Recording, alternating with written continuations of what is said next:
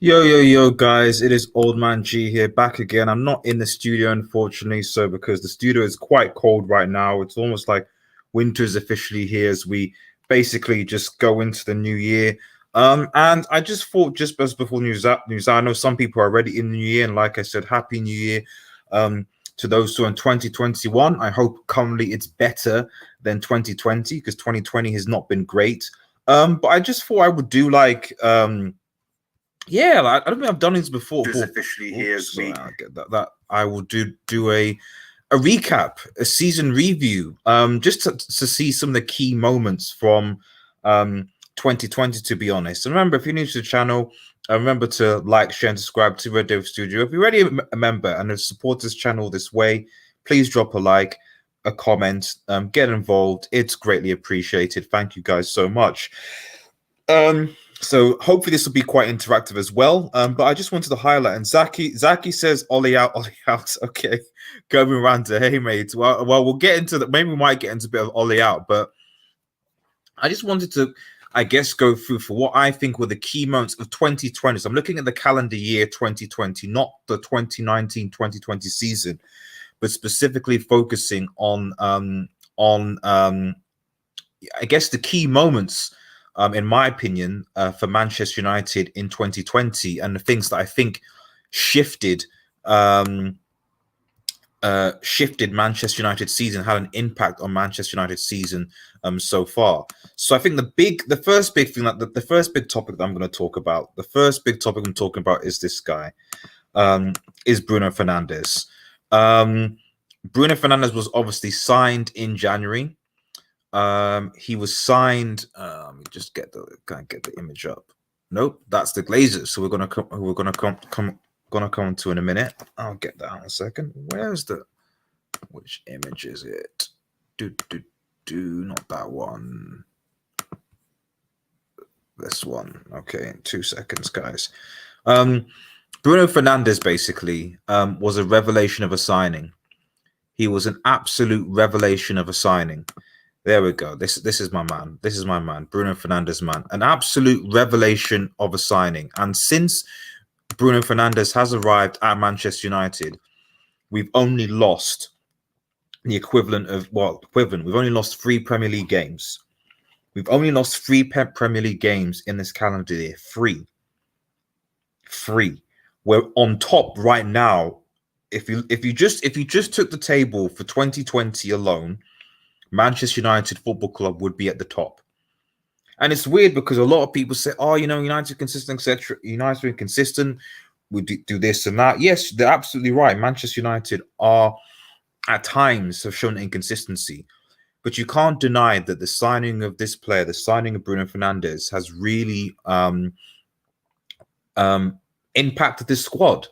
Because before Bruno Fernandes came, we're 12th, we're 13th. We were some 15 points off, I think, Arsenal, Chelsea, with no hope of really getting top 4. With Ollie out, being as loud as it ever was, and certainly so after the Burnley result, where I think even I was like, this is a joke, man. The way we're playing, what's awful, etc.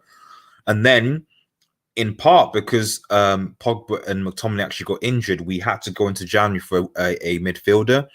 We got that midfielder in Bruno Fernandes, and frankly, we haven't looked back.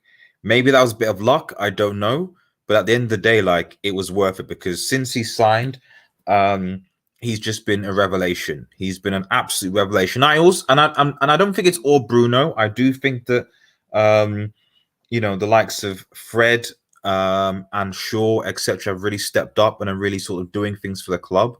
But my goodness, man, Bruno Fernandes. I mean, that's a ridiculous stat. The amount of, I think he's certainly got the most goals and assists of any attacking midfield in the Premier League, and yet the guy barely gets any recognitions. Certainly not from media pundits, and certainly not from rival fans. Hence the term Fernandes, etc. He only scores penalties or whatever. Well, to be honest, I can't remember the last time he scored a penalty. I can't remember the last time he scored an assist and a goal, and those were 2 games ago. He assisted Marcus Rashford for his goal, and he scored a goal against Leicester City, which we should have held on to. he's been incredible. And for me, this was a big statement. So whatever Manchester United do in 2021, the fact remains that Bruno Fernandez was an integral part of this journey, of this campaign, and a brilliant signing. And as I remind a lot of rival fans over and over and over and over again, he was only 45 million. You know, I mean, I'm hit, you know, rival fans getting gassed by because they spent 100 on Havertz. Um, you know, 40 million for this guy, 45 million. With the amount of goals and assists that he has for Manchester United, that was an absolute steal. He's probably worth double that now. Although in this, obviously, this climate that we're in, it's quite difficult. You just don't know, you know, what things are worth now. So, but in my opinion, he's been a fantastic addition to Manchester United. Yes, he has his off games. I'm not saying Bruno's perfect. He misplaces the ball. Sometimes it's speculative shots, puts us under unnecessary pressure. I get that. I completely agree with that. But this guy has been something special, and long may it continue. So that's like my views on Bruno Fernandes' side. And like I said, coming in January, we seem to be unstoppable since. And if we're going to win this league, and I'm not saying that we are, but we certainly might be in a charge, you've got to look at this man being the focal point for the stuff that we're going to do, you know, going for the following season. Let's move on to Mr. Marcus Rashford. And I put Marcus Rashford MB because while I also think that Marcus Rashford, like Bruno, has been quite integral to what Manchester United Football Club have been doing this season as well. Very, very integral to what we've been doing. Kobe Sorry says, "What's your favorite transfer window?" Mine's Rice, Kunde, and Grealish. I don't think that we're going to be able to do that, Kobe. That's the issue. I mean, if that's summer, yes, but in the January transfer window, I just feel realistic. I think that there's no way that, and on top of that, the money to spend, because Villa aren't going to sell Grealish for any less than anywhere between 80 to 90 million. So I don't think that we get Grealish unless we let Pogba go. Rice with West Ham, same likewise. These Premier League teams, I'm not sure about Kunde, but certainly Grealish and Rice, with one of the West Ham owners and the Villa owners, they're in no rush to sell their players. And if they're going to sell them, especially if we add the British tax on, it's going to be no more than there's going to be at least 80, 90 million. And we have to offload players. And I just don't see that in January. We're more likely to get players that are non-British, that are from abroad, than we are to sign British players, in my opinion. But yeah, Marcus Rashford, man, absolutely.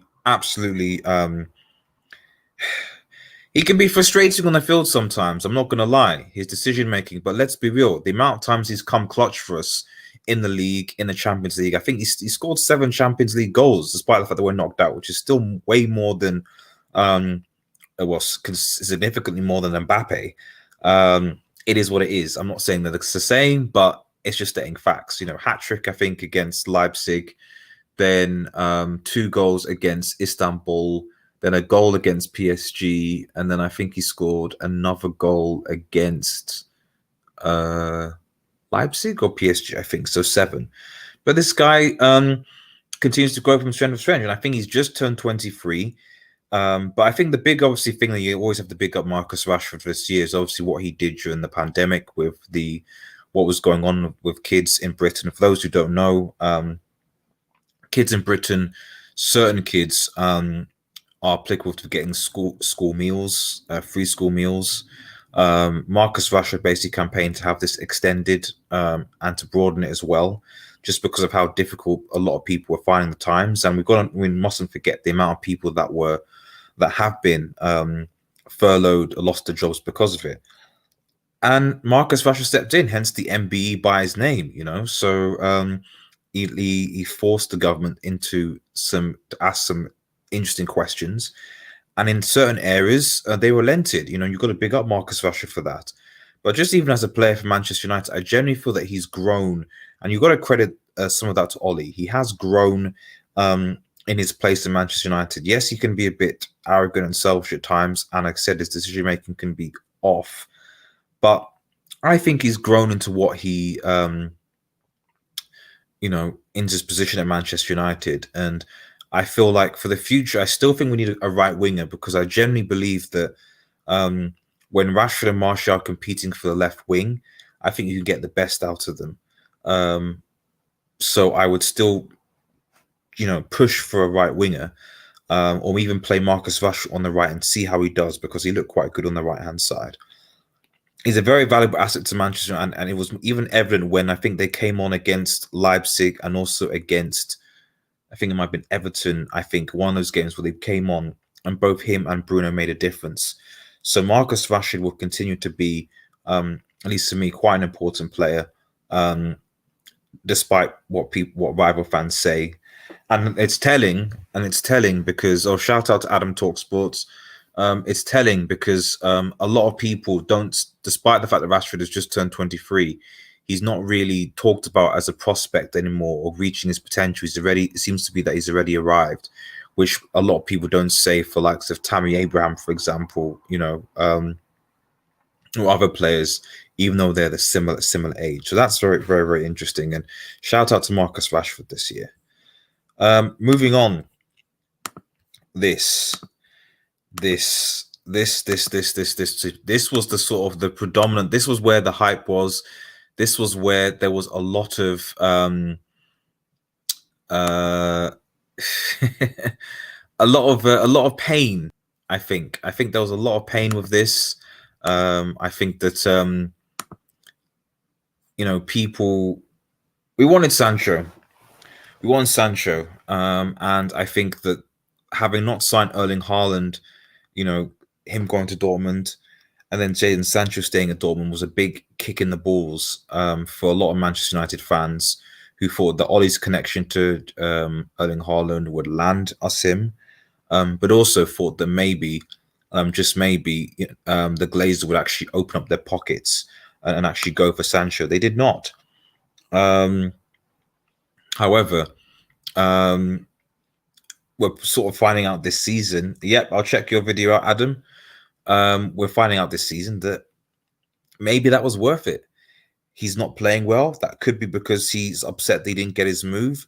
But to be honest, if you're a professional footballer, with the amount that you're getting paid and the effort that you're asked to put in, you'd expect that person should at least keep up their same level. I mean, he hasn't, and so there is an argument that could be made that maybe that was 120 million dodged. But the reality is that, like, not signing Jadon Sancho was a big, big blow to a start in the season. We've said several times how important it is to get an actual right winger, which we don't have. We have people that just play in the right wing position, but they're not actually naturally right wingers, especially to help Wan-Bissaka. And Jadon Sancho was supposed to be that. Unfortunately, he wasn't. And we missed out. And I think this is where, I think this was a unifying thing. I think people were able to get behind this and sort of call on the Glazers and Woodward to make changes. But unfortunately, like with most things, as soon as the transfer window closes, as soon as the league starts, all the blame is now on the manager. People forget about Ed Woodward. They forget about the Glazers. They forget about lack of investment. And even now, if Ollie struggles, the focus is more on what he has than what he has been given. And the reality is that Ollie was just been given Maguire. He's made signings. So Harry Maguire, Wan-Bissaka, Daniel James, Bruno Fernandez, Alex Telles, Edison Cavani, and Van de Beek and Igalo. So that's 8 signings. Igalo is going back, so you can scrap that out.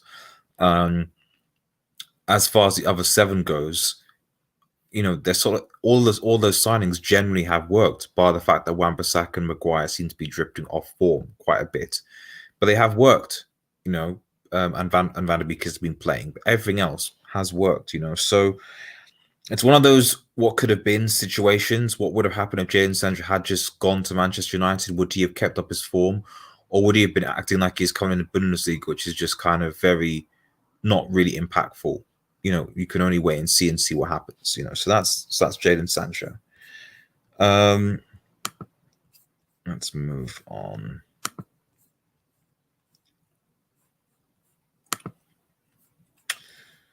Right. I sort of alluded to this in the previous thing, but I just thought it'd be just important to just highlight think it's this one. Yep, highlight these guys again.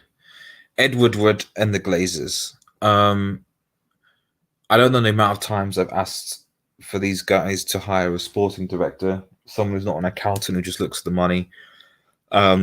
It's cost us. It's been costing us. However, one of the things that I'm a bit fearful of going into the rest of the season is just the fact that do we have a scenario where Ed Woodward, the Glazers, are content with our position and are content that we'll get top four, that will be a fine, so there'll be money coming in, so they don't actually need to continue to back Ole Gunnar Solskjaer. That's a big fear of mine, because it happened with Mourinho. He got second, and then I think he bet. I don't know if I think he made the Shakhtar Fred signing, but that was it, and he needed more, and they didn't, and then they sacked him later. And that's my issue with Solskjaer here. If we have the opportunity to do something special, and we're approaching a January transfer window. I expect a board that has intention, that has desire, that wants a trophy after so long. Let's be real. I need that group of people to actually show some direction and leadership and backing for our manager, because he's doing miracles with as a Chelsea fan told me once, scraps. He's doing miracles with scraps. And yeah, for everyone who says, oh yeah, you have a brilliant team, you're great. Yes, we do have a solid team. We do have a solid team, but there are key areas in that team that need to be addressed because they can be exploited, and centre back is one of them, because most of our centre backs are always injured anyway. And the centre back that usually plays, Lindelof, looks like he's got a back injury, which looks like it could be out for quite a bit of time. So for me, these guys, they need to go out, they need to speak to Ole and say, what do you need? What do you want? What do you want? We'll provide so we can push on for a title race. That's how it should be. Not about how much can we save from this kitty and then use the leftover funds to try and entice people to come to Manchester United. That's not going to work. And if there's one thing I like about Solskjaer, I'll go into it in a second, it's just the idea of not paying people beyond what they're worth. Are you doing a deadline stream for fantasy tomorrow? I am doing a deadline stream for fantasy tomorrow. Yes, I'll put the reminder up for that, but I will be doing that. Stay tuned for that. So yeah, this is just a almost like a public service announcement. Ed Woodward and the Glazers, back Ole Gunnar Solskjaer. Give him the tools that he needs to succeed. And if you do, and as the saying, if you're not going to back him, sack him, because there's no point in this club going forward, and certainly going more forward than we'd ever thought we'd go through, only for you guys to just say, it's no big deal. We'll just be happy with fourth, and as long as you just challenge around fourth, we'll give you our backing. That just doesn't make any sense. So they need to back him going to January transfer window. I hope they do, but I'm cautiously optimistic or pessimistic, one of the two. Probably towards pessimism, to be honest. So that's my little stint of Glazers. And finally, let's just speak about the man himself. Switch that. Ole Gunnar Solskjaer. Ole Gunnar Solskjaer. Where are we? Is this it? I think. Nope. Where's that? Where's my manager? Let me get him. Let me load my manager up. 2 seconds. Open. Should be static. EOS. Okay. Ole Gunnar Solskjaer. There we go. The man. Ole Gunnar Solskjaer, man. He's had a difficult year. I think obviously the Ole in and Ole out thing has been labouring on for quite some time. I'm not really going to get into that there, because I think everyone's entitled to their own opinion. Although I think it will be very difficult to sack. I don't know of any person that sacks a person who's 2 points from top with a game in hand. I just don't know any league in Europe that does that. I don't. You back them for the title challenge, especially going to January, and I think that's what the Glazers should do. He's had a difficult year, but the signings have helped him.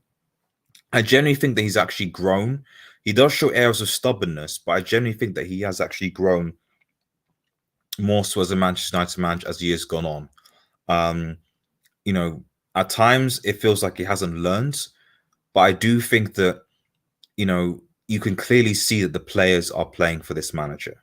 They like him, so Ollie must be a very, very good man manager because he's been here for quite some time. And yes, there's the Pogba thing, but even how he's handled Pogba in public and in private has been commendable. Maybe the fan base hasn't, but he himself, as a manager, he's handled the situation, with respect and humility. And I think that this guy deserves a lot of credit. I think it's weird. I think that there's a lot of people, a lot of fans that don't want to give the guy credit because it's almost seen as it'd be like, too embarrassing, to do so. As if like, how can this guy really be doing what he's doing right now at Manchester United? Hello, Rasmus, man. Thank you for joining the stream, man. I really appreciate it. But I generally think that you got to give credit to Ollie. And like I said, since Bruno Fernandez signed in January 2020, we've only lost 3 Premier League games. Yes, I admit it. We were in 3 semi-finals before the start of the season in the Europa League, in the EFL and the FA Cup, and we bottled them all. It was annoying. It was frustrating, and we should have got something. Certainly against Sevilla, because I think if we win that Sevilla game, I think we actually win the cup. And, he's got to learn from that. And again, he's now in another semi-final against Manchester City. And we'll see what happens, So it will show if we win that game, it will show progress, just like we're making league progress as well. And even though we got knocked out of the Champions League group stage, which was frustrating and angry and, very much like, is Ole Gunnar Solskjaer going to take us anywhere? It's clear that the squad appreciate him. It's clear that he has a direction. And I don't believe that this guy doesn't have any tactics. Ole Gunnar Solskjaer does have tactics. He does have tactics. If he didn't have tactics, then managers like Pep and Carlo Ancelotti wouldn't set their teams out and adapt their teams based on Manchester United, because we have one of the fastest counter-attacking sides in the league. Absolutely, definitely. Co-Brandon says, what trophies do you think we will win? I certainly think we have a good shot of winning the EFL Cup. I think if we beat Manchester City, it's difficult because I anticipate Spurs will be Brentford, though I don't even know, to be honest, because Jose's being a bit weird now. He has this weird thing of like, scoring a goal and then everyone drops back and then they concede and it's weird. So, I wouldn't even write off Brentford in that game, to be honest. But I think if United can get through City, which I think that we can, if we go out to actually attack them with pace, which I think we have, and there's also, I guess, the idea that how many City players are actually going to be available for the game on Wednesday, just obviously due to the isolation, because I think, I don't know whether it's still going to be played, which is another thing, but I would anticipate that they should be able to field a squad of 11, and that squad of 11 might be significantly depleted considering everything that's going on with Manchester City right now. So long story short of it, I think we can win the FA Cup. I think we can win. I think we can win. Certainly, I feel like we're more likely to win the domestic cups, like the EFL Cup, the FA Cup, and we've got a shot at a title if we beat Villa and Liverpool. But as for the Europa League, I just think there's too many strong teams in the Europa League right now, in my opinion. How many legs to the semi-final? I think in the EFL 1, it's a one-off game. There's no legs at all. I'm not sure about the FA Cup, but I would assume that with a lot of in my mind, I'm assuming, I know the EFL definitely, but certainly for the FA Cup, I don't think they're playing additional fixtures. There's just not. It's just not possible. Like, we cannot fit. I read somewhere recently that United have 9 matches in January. 9. We have 9 matches in January. That's on average. That's 2 games. So when we talk about rotation and stuff, and a lot of people criticize this guy and say, why Is he rotating more time, etc.? It's because he's the manager. It's because he knows that some of his players can play once a week and can play twice a week, and some can't. And the positive thing this year is that we actually have the squad depth. Because to be honest, if you're playing on average two, I mean, I think what we play, we've got obviously all the league games, which I think are at least 4 or 5. Then you add obviously the FA Cup game, which is another one. Then you add the Carabao Cup semi-final, which is another one. And it's ridiculous. But we have to use our squad and use it effectively. And as I've said several times, to be honest, if I was me, I'd rather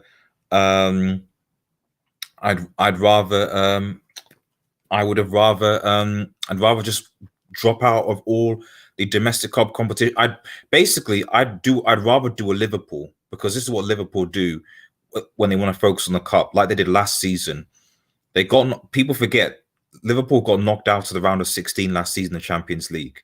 They got knocked out of the round of 16 Champions League, and they got knocked out of all the domestic competition. I know they were pretty clear by that point, but still, they could just focus solely on putting the league to bed and enjoying that. Personally, for me, the greatest thing that I would want is for United to win the Premier League again under Ole Gunnar Solskjaer. It'd be absolutely fantastic if we did that. First, probably former player, manager club to actually do that. And if that means sacrificing the cup competitions, that's what I'd want to do. Razvan say, getting to the Europa League is a sackable offence from that position. Yeah, I wouldn't say was it sackable? From a fan's point of view, it's sackable. I don't think from a board point of view it's sackable though, Rasmus. And that for me, that's one of the reasons why I try not to waste a lot of energy in the Ollie in, Ollie out stuff, because fundamentally it's up to the board, ultimately the board that will sack the manager. And I don't think that the board will sack. To be honest, I think that even if Ole Gunnar Solskjaer finishes 4th and gets no trophies, he'll still be here in the summer. I think that's the level. I think the level of the board is this guy qualifying us for regular Champions League football? And if he is, then we're going to back him. And from what I can see so far, I'd be very surprised if Manchester United didn't qualify for the top 4 next season. So I expect them to be here next season. And that's why I say it needs to be backed, but I take the point. Hopefully we don't have a daydream moment incident. I hope not too. But again, squad depth, our squad. I mean, in EFL semi-final last season, I think that was even before Bruno Fernandez came, when we played both legs before Christmas. So it'd be interesting to see what would have happened if Bruno had played. I also don't think that. I think now Ole Gunnar Solskjaer just slightly learns he's not going to play that 3-5-2, 5 at the back, 3 nonsense that he usually plays against these teams. I think he's probably going to play a 4-2-3-1 and stick to that and take it to City, given that City will be vulnerable. Red Devil Weekly, shout out to Red Devil Weekly, my bro. Hey guys, happy new year to you all. All in all, I think we made a progress this year. Bruno, player of 2020 by country. Exactly. And I did a segment about Bruno at the very beginning, but I agree with you. I absolutely agree with you. Happy New Year, Kieran. Happy New Year to everyone. It's been, like I said, it's not been the best year. 2020 has not been great. It really, really hasn't. It has not. But hopefully we can take this positivity going forward as Manchester United fans. And that's basically it, really, guys, because quite frankly, I'm going to enjoy the rest of 2020 with my family. And I hope you guys do as well. And for those who are in 2021, please tell me it's better than this year. But let's bring some positivity. And I think for me, that's my aim. And that's going with this channel going forward. And stay tuned for my community channel update, because I'm going to be hopefully trying to do that, because I want to get a lot of feedback from you guys about where the channel should be headed, best what more you want from the channel, growth, etc., so that I can have almost a clear direction, a clear path for where this channel should go in 2021. Because right now I'm just throwing things, ideas, doing things that I feel like are good or interesting, but I don't really have and using the analytics to kind of gauge that. But I kind of really want to hear what you guys have to say and how best you think the channel should go going forward as well. But yeah, big up Red Devils, big up Manchester United. Thanks to everyone who's watching, get involved. Have a nice evening. Have a nice